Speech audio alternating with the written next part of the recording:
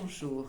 Nous nous retrouvons aujourd'hui pour parler de la perception que nous avons de nous et comment pouvoir changer cette perception pour nous permettre d'avoir une dynamique positive et aller vers notre épanouissement total et complet. Avant toute chose, pour ceux qui me découvrent aujourd'hui, je me présente rapidement. Je m'appelle Anne Claveau, je suis Master Coach certifiée, donc j'accompagne les dirigeants depuis plus de 5 ans maintenant.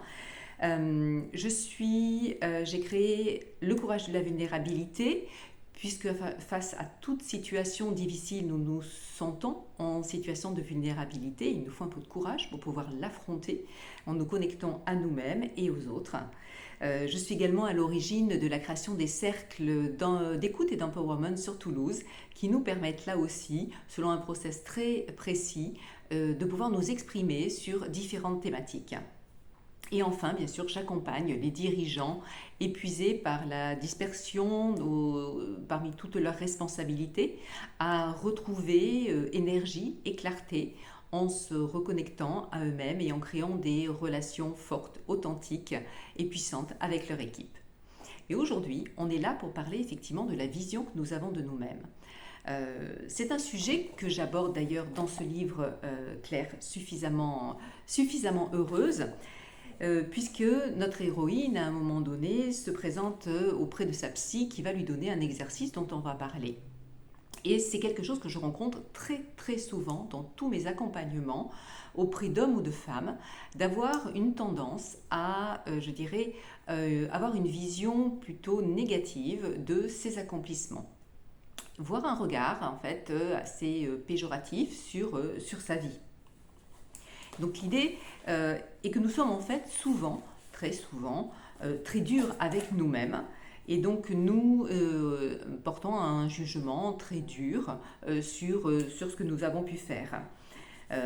En général, d'ailleurs, ces jugements ressemblent plus à des exigences plutôt qu'à des objectifs.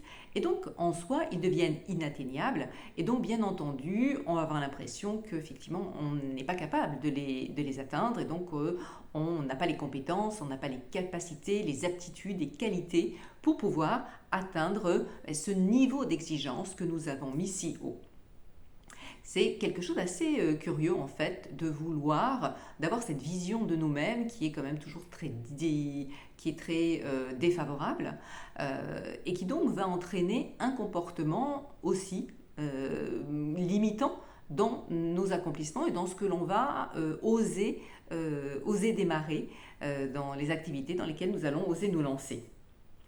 Alors ça va passer par des choses toutes simples dans votre tête, c'est des choses comme se dire ben voilà, c'est encore raté, tu n'y arriveras pas, les autres l'ont fait mais toi tu n'y arriveras pas, ou ben, regarde ce qui a été fait, c'est beaucoup mieux que ce que toi tu as pu faire. C'est aussi de se dire tout simplement oui, ok, j'ai fait cette mission, j'ai réalisé ce dossier, mais en fait bof, tout compte fait, n'importe qui peut le faire, je ne saurais jamais faire ça comme toi. Voilà, parfois même se dire mais non, mais moi j'ai jamais rien fait d'extraordinaire dans ma vie, je suis nulle en fait, voilà, c'est pas si important, on n'a pas besoin d'en parler. N'importe qui l'aurait fait, et souvent on entend même ce bof, c'est pas mal. Pas mal, c'est quand même déjà quelque chose qu'on arrive à se dire, plutôt que de se dire non mais c'est bien, bravo, tu l'as fait, c'est très. Tout le monde n'en est pas capable. Donc en fait on est convaincu d'avoir raison, on est convaincu qu'effectivement ce regard sur nous est tout à fait normal et que cette vision de nous-mêmes défavorable est la réalité. Et pourtant, on a aussi l'impression que c'est la vision que les autres ont de nous-mêmes, alors qu'on n'en a aucune idée. Donc rendez-vous compte qu'ici l'idée c'est qu'on est beaucoup plus dur avec nous-mêmes que les autres le sont réellement avec nous. C'est intéressant d'en prendre conscience, c'est un point très important. Donc l'idée c'est d'avoir cette distorsion, entre la réalité et l'interprétation que nous faisons de cette réalité, c'est-à-dire de se dire qu'on va mettre comme un filtre négatif sur la valeur de ce que l'on a fait. Voilà. Donc si quelqu'un d'autre présente cette réunion, eh bien c'est génial, mais si moi je le fais, c'est pas mal. Donc vous voyez, c'est juste. Et là, j'aimerais que vous réfléchissiez un petit peu à toutes les situations vous concernant où déjà, effectivement, vous avez ce petit switch dans votre tête et votre façon de penser. Alors en général, c'est très simple.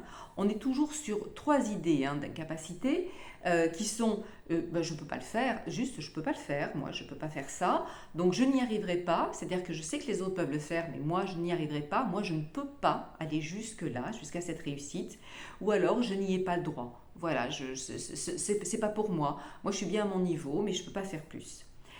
L'idée, en fait, voilà, c'est de changer notre discours intérieur. Donc, quand on va changer cette perception, on va changer notre discours et on va commencer, en approche neurocognitive comportementale, à se parler différemment. Imaginez tout simplement que vous ayez votre meilleure amie qui vienne en vous expliquant qu'elle a eu une promotion et qu'elle vous dise « Oui, c'est normal, de toute façon, vu mon ancienneté, il donne la promotion à tout le monde. » Est-ce que vraiment vous allez lui dire « Ouais, effectivement, tu la mérites pas ?» C'est évident que vous n'allez pas dire ça. Donc, l'idée, c'est ça. Qu'est-ce que vous diriez à votre meilleur ami qui a eu cette promotion? Eh bien, que diriez-vous à vous-même si vous avez eu cette promotion? Est-ce que vous pourriez dire « Génial, super, j'y suis arrivé ».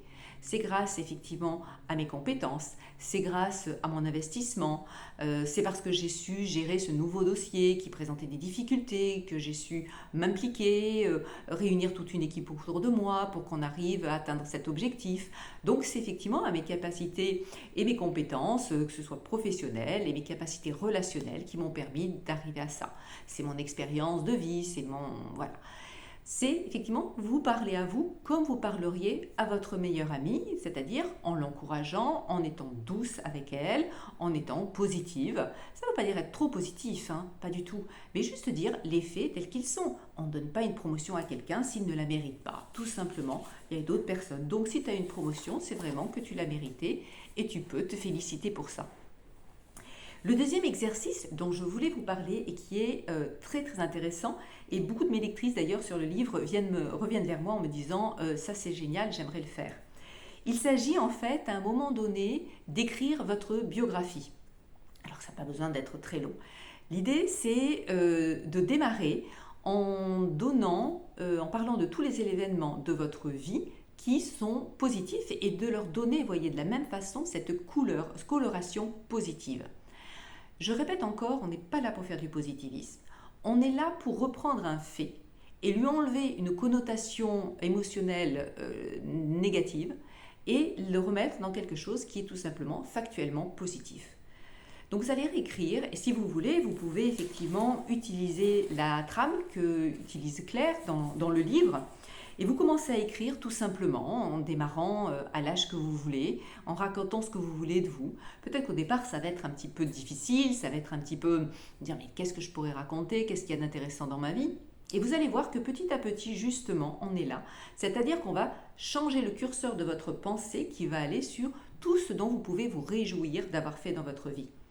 Je vais vous donner un exemple très simple aussi, pour vous guider un peu plus dans cet exercice.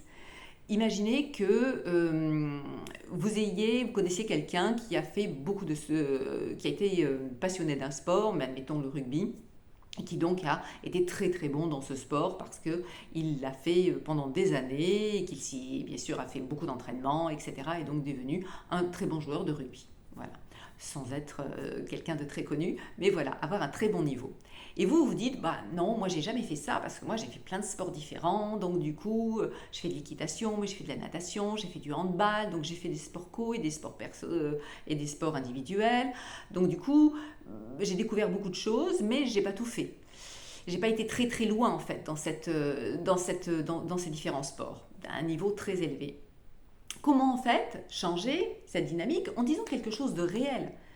Moi, j'ai eu la curiosité de découvrir plein de sports. Des sports d'ailleurs à la fois individuels et des sports collectifs qui m'ont permis donc en fait de me dépasser peut-être vis-à-vis de moi ou qui m'ont permis aussi de travailler en équipe parce que c'était ce collectif qui m'intéressait. Et puis donc du coup, j'ai pu faire toutes sortes de choses, que ce soit effectivement de l'escalade, du handball, du pilate ou je ne sais moi, de la marche nordique.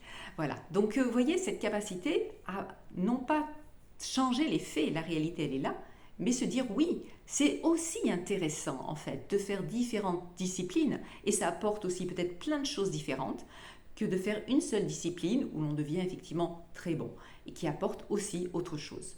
Changer notre perspective, changer notre regard sur nous, nous parler différemment comme si on parlait à une amie. Écrivez votre bio et revenez vers moi pour me dire comment ça s'est passé. Si vous voulez continuer à me suivre, surtout pour avoir les prochaines séquences, n'oubliez pas de vous abonner en cliquant sur la petite clé. Et puis vous pouvez aussi me suivre sur Instagram pour avoir quelques petites informations au fil des jours en me recherchant sur Clavoine. Et je vous dis à très bientôt.